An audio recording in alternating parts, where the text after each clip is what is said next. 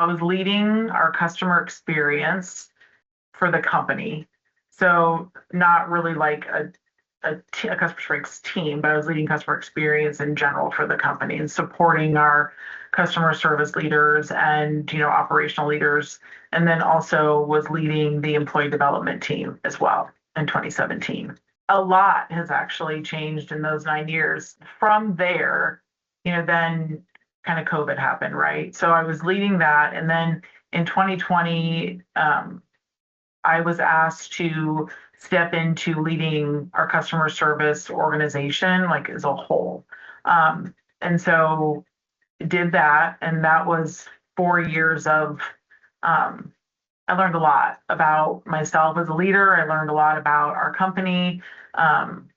It was, I would say, probably of my tenure at Ferrellgas, I probably learned the most, both just about, again, myself as a leader, our company.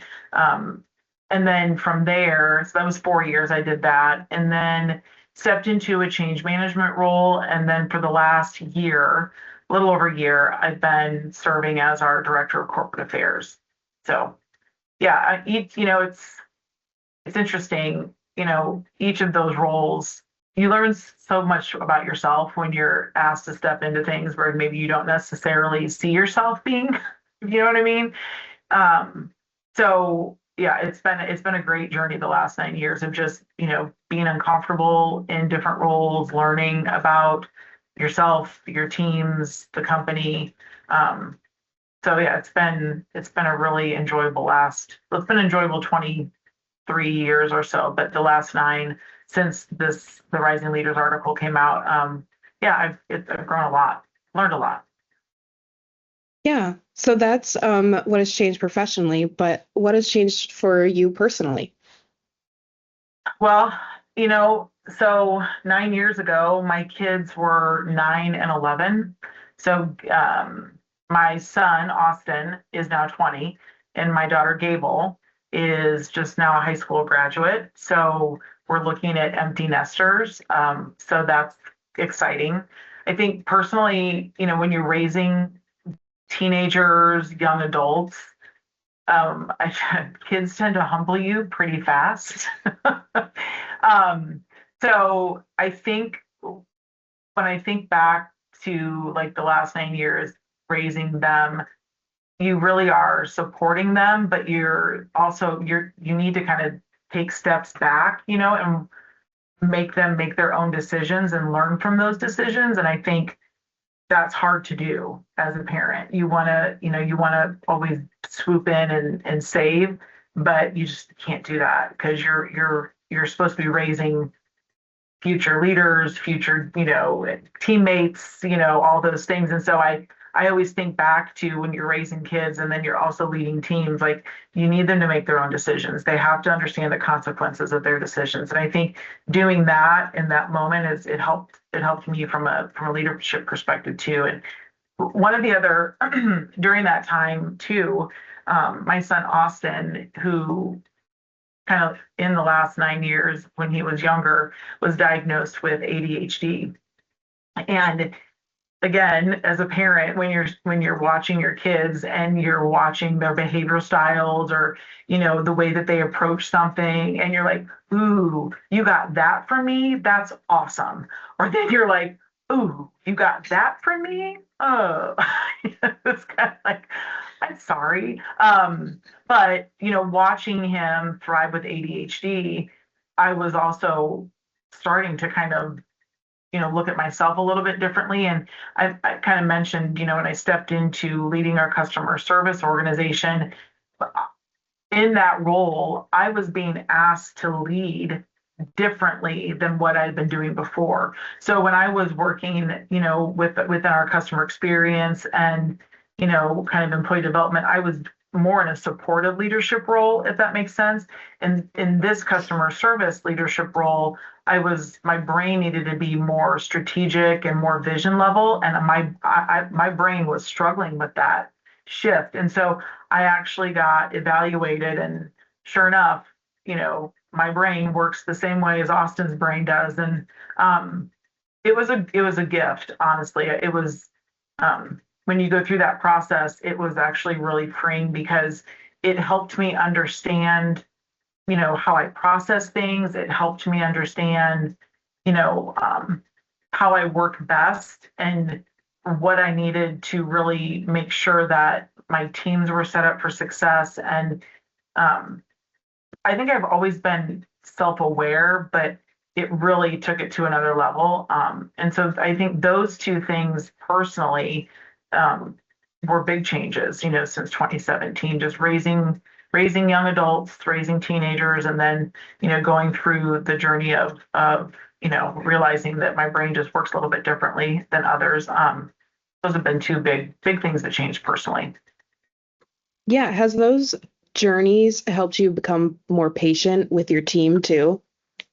Yeah, it's interesting. One of the I think one of the opportunities that it granted me was, again, I think I've always been empathetic, but I think it offered me a different level of grace when you're working with different teams or working on projects. And, I think in the age of technology and the age of, just where we're at, change happens all the time, right? And I think that going through that journey and realizing that there are so many differences from a cognitive perspective and the importance of cognitive diversity within teams and within a company and within projects, I think that has taught me a lot of just offering grace, making sure that, um, you know, when you are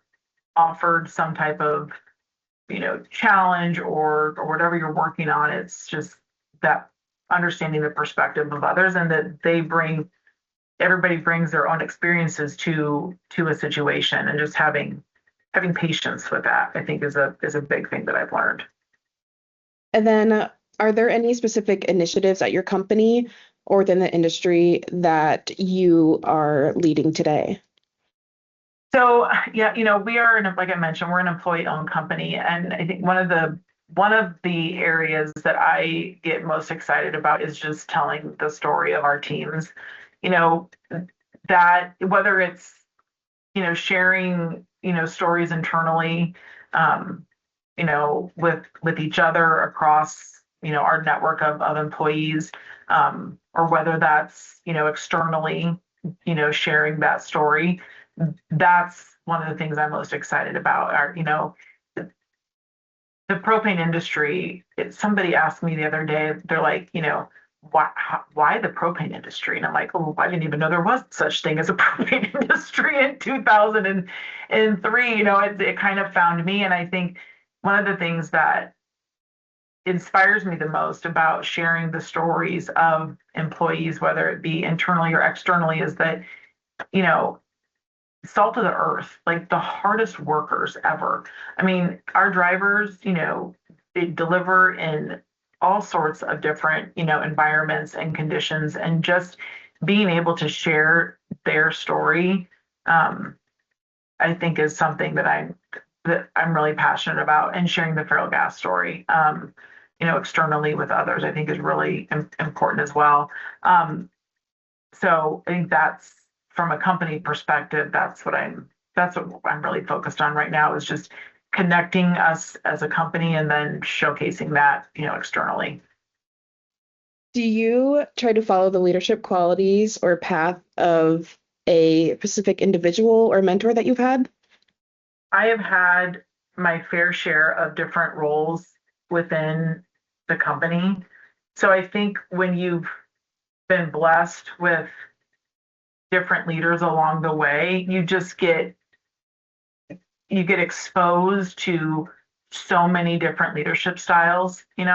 Um, so to name like one person, I think would not be fair. I think I've taken something from every leader I've had, but I also take things from team members that I've had, right? I've been a part of many different teams. And so whether you've been like my leader or you've been somebody that I get to work on a team with, I grab bits and pieces from everywhere So I've been fortunate that I can grab bits and pieces and, so it could be like something as simple as like the way, someone handled like a hard conversation. And I was maybe part of that. I can take that and, tuck it in if I need to use it later or, um, something small, you know, a leader reaching out when someone left the company and they wanted to make sure I was okay because they knew I knew that person on a personal level. Like those little things, I mean the world, and they resonate and they stay with you. Are you leading or involved in any initiatives at local, state, or national level? So I have served on the Iowa State PERC board for probably 12 years, maybe or more. Um, so I, get to meet with that group quarterly to go over initiatives, at the state PERC level. And then, like I mentioned, nationally, I'm on the PERC marketing and communications working group. Just stepped into that group, so they have, the new campaign that they're running now. I wasn't a part of that, but I'm really looking forward to working with that group more. Um, and then just the Capitol Hill advocacy that I've been able to do the last 4 years. So, just advocating for energy choice. I think that's one that we're consistently. Iowa has at a state level has the Energy Choice Act, so that's great. But just advocating for energy choice. Whoever I'm talking with, friends, family. I think one of the big things is just when you're having conversations with friends and family is just reminding them about the power of propane. It is something that I think so many people just don't understand. Having conversations with folks about, the other day I was talking to our athletic director at our high school, and we were talking about buses, and we don't have any propane buses in our school district. And I've tried to, get that interest, in the school district. And I've talked to our superintendent, and I'm like, I'm going to go through another angle, the athletic director who's putting the athletes on these buses. And so I think just you're always trying to find that little hook, that little, nook or cranny that you can, start talking about propane.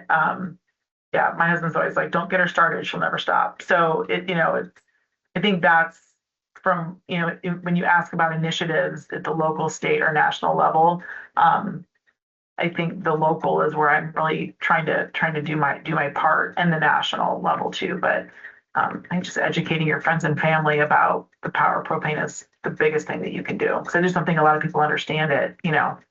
What advice would you give to some young people in the industry who are maybe looking to be more like you in a leadership role? I really just think the best thing that you can do, and this is really for any young person that's entering this world of adulting, is I think just stay curious. And I think being curious isn't just, asking questions. I think it's you're really trying to understand somebody else's perspective. And that's what I try to, when I'm having conversations with my kids too. It's like if everybody had the same idea, how boring of a world would that be, right? So you need to seek to understand, especially when the perspective is different than your own. I've had conversations with team members over the years, in working with different departments, and we may see something differently than some other department does, or you're trying to solve a problem. And I always tell them like that professional friction, like if you're really curious about somebody else's perspective, you're going to ask questions that may lead to some, conversations that have some energy to them or some friction. And I think that if you don't do that, then you're never going to really land on the best solution, because your idea and my idea alone could be great, but like what happens when they come together? And there's probably a solution that neither one of us even thought about. And if you don't have curiosity, and if you're not willing to learn, about others and ask questions and seek to understand why they are approaching that problem that way or that situation in that way, then I think you're really selling yourself short on A, learning about somebody else, connecting with somebody else. It's only going to help a future, project or a future initiative.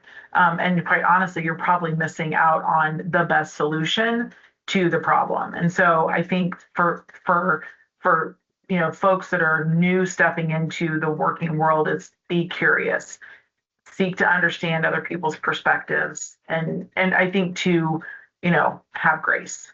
I mean, I think that's the other thing. Curiosity and grace, I think, are two things that will carry you pretty far.